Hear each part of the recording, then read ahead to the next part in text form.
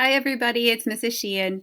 This week, I wanted to come to you with a pretty simple activity. It shouldn't take long to do, but it's something that if you practice it a whole lot, it can change the way that we focus on whether or not we focus on things that are positive or things that are negative around us. So I put this picture that I took a couple weeks ago when I was on a hike with my family, and I was noticing the things around me. And I looked up and I saw this beautiful picture of the trees canvassing the sky. Now, here's something that you can do and you can practice. You ever go outside, like maybe you did this weekend, and you just love the way the air feels, and you can feel the cool breeze on you, and it's not too cold, but it's not too hot, and you look around and you see all the beautiful scenery around you.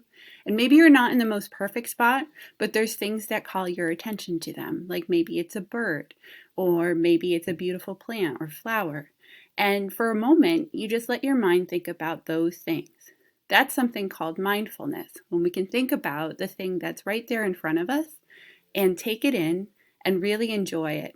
And what happens with mindfulness is we don't think about or concentrate on the things that might be things that we think of that might have happened before, like yesterday or earlier today, or the things that might happen in the future that we're worried about planning for.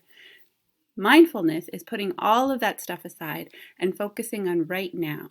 And if we focus on right now, we ask ourselves things like, am I okay? What do I notice about my body and how I'm feeling? What are the things that I need right now? And what are the beautiful things that are around me that I can bring my attention to that make me feel good? And if you do that and you practice that quite often throughout your day, you're going to notice that you feel a lot lighter and a lot more comfortable with the things around you. So I'd love to hear the things that you noticed this week. I'll talk to you soon. Goodbye.